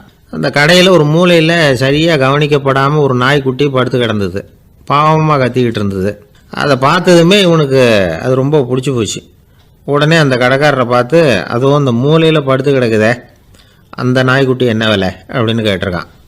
தம்பி, அது ஒரு கால் ஊனம், அதனால் அது உன்னோட குதித்து விளையாடவோ ஓடுறதோ அதால் முடியாத காரியம் அப்படின்ட்டுருக்கார் அவர். அது தெரிஞ்சுதாங்க கேட்குறேன், அதோட விலை என்ன அதை மட்டும் சொல்லுங்களேன் அப்படின்ட்டுருக்கான். தம்பி, இது கால் ஊனம் உள்ள ஒரு நாய். இதை போய் காசு கொடுத்து வாங்கிறதுக்கு யாராவது பிரியப்படுவாங்களா? இதை நான் உனக்கு இலவசமாகவே தர்றேன், எடுத்துகிட்டு போ அப்படின்னாரான். இதை கேட்டதும் அந்த சிறுவனுக்கு கோவம் வந்துட்டு தான். நீங்கள் ஒன்றும் சும்மா கொடுக்க வேணாம், இந்தாங்க 50 ரூபா, இதை வச்சுக்கிட்டு நாய்க்குட்டியை கொடுங்க அப்படின்ட்டுருக்கான். அவருக்கு ஒன்றும் புரியல, ஆச்சரியமாக இருந்தது. சரின்னு பணத்தை வாங்கிட்டு நாய்க்குட்டியை தூக்கி கொடுத்தார். அந்த சிறுவன் அந்த நாய்க்குட்டியை 2 கையாலையும் வாங்கினா, மார்போட பிரியமாக சேர்த்து அணைச்சிக்கிட்டான். தெருவில் இறங்கி நடக்கிறான். அப்படி நடக்கும்பொழுது தான் பார்க்குறார், கடைக்காரர் ஆச்சரியமாக அவனை பார்க்குறார். அப்போ தான் அவருக்கு ஒரு விஷயம் புரியுது. அந்த சிறுவன் தெருவில் நாய்க்குட்டியை மார்போடு அணைச்சிக்கிட்டு விந்தி விந்தி நடந்து போய்கிட்டு இருக்கிறான். ஆமாம், அவனுக்கும் ஒரு கால் ஊனம். இந்த நாய்க்குட்டியை யாருமே வாங்க மாட்டாங்கன்னு நினச்சிக்கிட்டு இருந்தார். குறையுள்ள அதுக்கும் ஒரு எஜமானன் கிடச்சுட்டான். அதனால் ஊனம் ஒரு குறை இல்லை அப்படிங்கிற உண்மையை அந்த கடைக்காரர் புரிஞ்சுக்கிட்டாராம். நம்மால் ஒருத்தர் கொஞ்சம் வயசானவர், எழுந்திரிச்சு சரியாக நடக்க முடியாது, சாய்வு நாற்காலியிலேயே எப்பவும் உட்காந்துருப்பார். அவர் தனக்கு துணையாக ஒரு நாயை பக்கத்தில் வச்சுருந்தார். அதுவும் ரொம்ப வயசான ஒரு நாய், எழுந்திரிக்கவே சிரமப்படும், நடக்கவும் முடியாது. அவர் பக்கத்துலேயே இதுவும் சோர்ந்து போய் படுத்து கிடக்கும். அந்த பெரியவரை பார்க்க வந்த ஒருத்தர் கேட்டார், ஏங்க, ஒரு சின்ன பையனை உங்களுக்கு துணையாக வச்சுக்கப்படாதா? இந்த நாயை உங்களுக்கு பாதுகாப்பாக வச்சுருக்கிறீங்களே, உங்களுக்கு ஒரு ஆபத்துன்னா இது எப்படி உங்களுக்கு உதவ முடியும் அப்படின்னார். அப்போ அவர் சொன்னாராம், எனக்கு ஒரு ஆபத்துன்னா அந்த சமயத்தில் இந்த நாய் என்னை தனியாக விட்டுட்டு ஓடி போயிடாமல் இருக்கணும்ல, அதுக்காக தான் இதை நான் வச்சுருக்கிறேன் அப்படின்னாராம். ஒரு தடவை நாரதர் ஒரு தெரு வழியாக போய்கிட்டு இருந்தார். வழியில் ஒருத்தர் வேத சாஸ்திரம்லாம் படிச்சுக்கிட்டு உட்காந்துருந்தார்.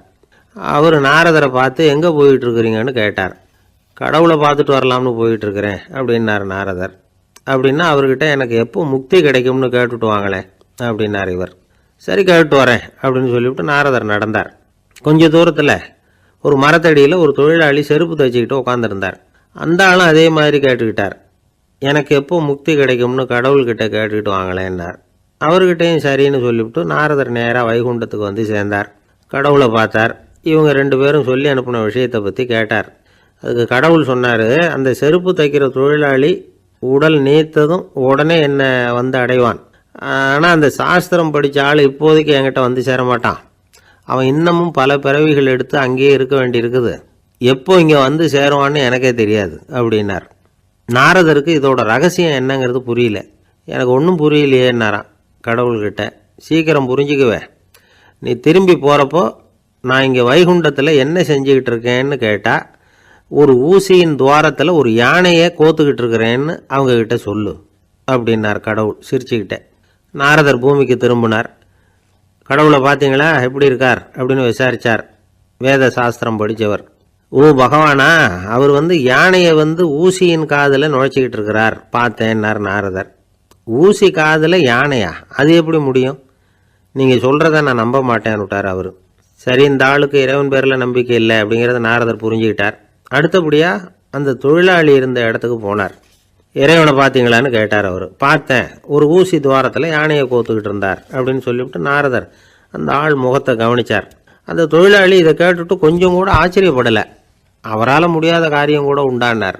என்ன இப்படி சொல்கிற, ஊசியின் துவாரத்தில் யானையை கோக்க முடியும்னு நீ நம்புறியா அப்படின்னு கேட்டார் நாரதர். நிச்சயமாக நம்புகிறேன்னார் அவர். அது எப்படி அப்படின்னு கேட்டார் இவர். இதை பாருங்கள், நான் இந்த ஆலமரத்தடியில் தான் தினமும் உட்காந்துருக்கிறேன். தினமும் இந்த மரத்திலிருந்து எவ்வளவோ பழம் கீழே விழுது. இந்த பழத்தில் இருக்கிற ஒவ்வொரு விதையிலேயும் உள்ள ஒரு ஆலமரம் இருக்குது. ஒரு சின்ன விதைக்குள்ள ஒரு பெரிய ஆலமரம் இருக்க முடியுங்கிறப்ப ஊசி துவாரத்தில் கடவுள் வந்து யானையை நுழைய வச்சாருங்கிறத ஒத்துக்கிறதுல என்ன கஷ்டம் இருக்குது அப்படின்னு ரொம்ப சர்வசாதாரணமாக பதில் சொன்னாராம் அந்த தொழிலாளி. நாரதர் யோசனை பண்ணார், இந்த தொழிலாளி வேத சாஸ்திரங்களையெல்லாம் படிக்கலைன்னா கூட அறிவுபூர்வமாக சிந்திச்சு இறைவனை நம்புகிறான். அதனால தான் கடவுள் இந்த ஆளுக்கு சீக்கிரம் முக்தி கிடைக்கும்னு சொன்னார் அப்படிங்கிறத புரிஞ்சுக்கிட்டாராம். இந்த கதையில் வர்ற கடவுள், நாரதர், வைகுண்டம் இதெல்லாம் ஒரு பக்கம் இருக்கட்டும், ஒரு சின்ன விதைக்குள்ள ஒரு பெரிய ஆலமரம் தூங்கிக்கிட்டு இருக்கு அப்படிங்கிற உண்மை, அந்தரத்தில் 1000 கிரகங்கள் சுற்றிக்கிட்டு இருக்குங்கிற உண்மை, இதெல்லாம் வந்து நாம் பார்த்துக்கிட்டு தானே இருக்கிறோம். இந்த உண்மைகள் வந்து அதிசயமாக நமக்கு தெரியறதுனால அதை வந்து நம்பாமல் இருந்துட முடியாது. இயற்கையை பரிபூர்ணமாக நம்புங்கள், அந்த நம்பிக்கையே நம்ம வாழ்க்கைக்கு ஆதாரம் அப்படிங்கிறத விளக்கறதுக்காக தான் இந்த கதை.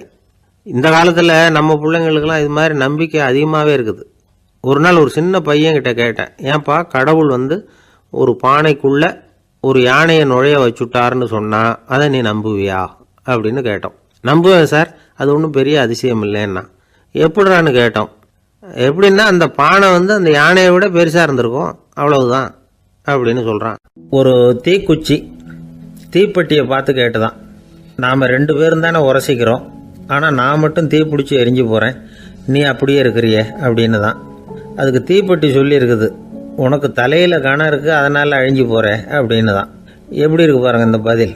தலையில் கணம் உள்ளவங்க யாருமே சரியாக இருக்க முடியாது. எவ்வளவு பெரியவங்களாக இருந்தாலும் சரி, ரொம்ப கஷ்டம்தான் அது. கர்வம்ங்கிறது கூடவே கூடாது. இதை விளக்கறதுக்கு மகான் ஒருத்தர் ஒரு சம்பவத்தை சொல்கிறார்.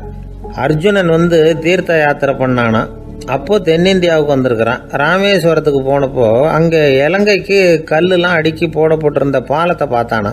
ஒரு சின்ன குரங்கு அதுக்கு பக்கத்தில் விளையாடிக்கிட்டு இருந்திருக்கு. அதை பார்த்துட்டு அர்ஜுனன் சிரிச்சிருக்கான். ஏன் சிரிக்கிறேன்னு கேட்டிருக்கு அந்த குரங்கு. ராமன் மிகச்சிறந்த வில் வீரன், அப்படி இருக்கிறப்போ அவன் வந்து இலங்கைக்கு அம்புகளாலேயே ஒரு பாலம் கட்டியிருக்கலாம். அதை விட்டுட்டு போயும் உன்ன மாதிரி குரங்குகளை துணையாக வச்சுக்கிட்டு இப்படி ஒரு கருங்கல் பாலத்தை கட்டியிருக்கிறானே அப்படின்னு நானா. அம்புகளால் பாலம் கட்ட முடியுமா அப்படின்னு கேட்டுதான் குரங்கு. ஏன் முடியாது, என்னால் முடியுமேன்றிருக்கான் அர்ஜுனன். அம்பால் பாலம் கட்டலாம், இருந்தாலும் என்ன மாதிரி குரங்குகள் ஏறி நடந்தா அது தாங்குமா? அதனால தான் ராமர் வந்து கருங்கல் பாலமே கட்டினார் அப்படின்றது குரங்கு சொல்லிச்சான். அப்படியே சொல்கிற, நான் வேணும்னா இப்போ அம்புகளாலேயே ஒரு பாலத்தை கட்டுறேன், நீ அது மேலே ஏறி நடந்து பார். பாலம் விழுந்துட்டுதுன்னா நான் தீ மூட்டி அதில் குதித்து உயிர் தியாகம் பண்ணி விட்றேன் அப்படின்னு நான் ரொம்ப கோபமாக. உடனே அந்த சின்ன குரங்கு பெரிய உருவம் எடுத்துட்டு தான் கையில் கதையோடு அர்ஜுனன் முன்னாடி நிற்கிறான் அனுமன். பார்த்தா, என்னுடைய தலைவர் ராமரையா இழிவாக பேசுகிற, நீ இப்போ பாலம் கட்டு, நான் என்னுடைய பலத்தை காட்டுறேன் அப்படின்னு அனுமன். அர்ஜுனன் வந்து தன்னுடைய காண்டிபத்தை எடுக்கிறான், சரமாரியாக அம்புகளை விடுறான். அதெல்லாம் ஒன்றோட ஒன்று கோத்துக்கிட்டு அப்படியே பாலம் மாதிரி நிற்கிது. அர்ஜுனன் தலை நிமிர்ந்து நின்னான். அனுமன் வந்து உயர கிளம்பி அங்கேருந்து பாலத்தில் வந்து பொத்துன்னு இறங்கினான். பாலம் அப்படியே நொறுங்கி போச்சு தூள் தூளாக. என்ன அர்ஜுனா, இப்போ என்ன செய்ய போகிற அப்படின்னு நான் ஏளனமா. அர்ஜுனன் தலையை தொங்க போட்டுக்கிட்டான். சொன்னபடி தீ மூட்டி அதில் குதிக்கிறதுக்காக 3 தடவை சுற்றி வந்தான். அப்போது கிருஷ்ணர் அங்கே வந்தார். என்ன அர்ஜுனா, என்ன நடக்குது, என்ன இது அப்படின்னு ஒன்றும் தெரியாத மாதிரி கேட்டார். அர்ஜுனன் வாயை திறக்கிறதுக்கு முன்னாடி அனுமன் வாயை திறந்தான், நடந்ததை சொன்னான். அர்ஜுனன் சவால் விட்டபடி உயிர் திறந்தே ஆகணும்னா அனுமன். கிருஷ்ணர் யோசனை பண்ணார், நல்லது, இந்த சவால் விட்டதுக்கும் நடந்ததுக்கும் யார் சாட்சி? பெரியவர் ஒருத்தரை சாட்சியாக வச்சுக்கிட்டல்லவா நீங்கள் இந்த போட்டியை நடத்தியிருக்கணும் அப்படின்னார். அதனால் என்ன, இப்போ மறுபடியும் அந்த போட்டியை நடத்தி விட்டா போச்சு, என்னால் அந்த அம்பு பாலத்தை நொறுக்க முடியாதா அப்படின்னு அனுமன். சரி, இப்போ மறுபடியும் அது நடக்கட்டும்னார் கிருஷ்ணர். அர்ஜுனன் அம்பு பாலம் அமைச்சான். அனுமன் ஏறி குதிச்சான். பாலம் அசைஞ்சு கொடுக்கவே இல்லை, அவ்வளோ உறுதியாக இருக்குது. இப்போ அனுமன் தலையை குனிஞ்சிக்கிட்டான். அர்ஜுனன் நன்றியோடு நிமிர்ந்து பார்த்தான். கிருஷ்ணருடைய தோள்கள்லேயும் முதுகள்லேயும் ரத்தம். என்ன சுவாமி, என்ன நடந்ததுன்னு நான் பதறி போய், உன் அம்பு பாலத்தை நான் தான் முட்டு கொடுத்து தாங்கிக்கிட்டு இருந்தேன். அனுமன் குதிச்சப்போ என் மேலே ஏற்பட்ட காயங்கள் இவை. பின்ன உன்னுடைய அம்பு பாலத்தினாலேயா பாலம் நின்றுதுன்னு நினைக்கிற அப்படின்னாரான். முதல்ல வந்து அர்ஜுனன், அப்புறம் அனுமன் 2 பேருக்குமே கர்வ பங்கம் ஆயிட்டு தான். அதாவது அவங்கக்கிட்ட இருந்த கர்வம் போயிட்டுது. யாராக இருந்தாலும் கர்வம் கூடாதுங்கிறத இதிலேருந்து நாம் புரிஞ்சுக்கணும். இந்த காலத்தில் நாமெல்லாம் எந்த விஷயத்துக்கெல்லாம் கர்வப்பட்டுக்கிட்டு இருக்கோம் தெரியுமா? 2 பெண்கள் தங்களுடைய கணவன்மார்களை பற்றி ரொம்ப பெருமையாக பேசிக்கிட்டாங்களாம். அதில் ஒரு அம்மா சொல்லியிருக்கு, என் வீட்டுக்காரர்கிட்ட எந்த சப்ஜெக்ட் கொடுத்தாலும் சரி அந்த விஷயத்தை பற்றி அழகாக 1 மணி நேரம் பேசுவார் அப்படின்னாங்களாம். உடனே இன்னொரு அம்மா, அது என்ன பிரமாதம், என் வீட்டுக்காரருக்கு சப்ஜெக்டே தேவையில்லை, விஷயமே இல்லாமல் நாள் பூரா பேசிக்கிட்டு இருப்பார் அப்படின்னாங்களாம். ஒரு காடு, நல்ல மரம்லாம் செழிச்சு இருந்தது. அப்படிப்பட்ட காட்டில் ஒரு சாது இருந்தார். அவர் எப்படின்னா எப்பவும் ஒரு மரத்தடியில் உட்காந்துருப்பார். ஏன்னா அவருடைய இருப்பிடமே அதுதான். அவர் என்ன பண்ணுவார், 3 கல் வச்சுருந்தார். செங்கல் மாதிரி இருக்கும், ஆனால் அதை விட கொஞ்சம் பெருசாக இருக்கும். எதுக்கு அந்த 3 கல்லுன்னா அதுதான் அவருடைய படுக்கை. அதாவது தூங்குறப்ப ஒரு கல்லை தலைக்கு கீழே வச்சுக்குவார், இன்னொரு கல்லை இடுப்புக்கு கீழே வச்சுக்குவார், இன்னொரு கல்லை காலுக்கு கீழே வச்சுக்குவார்.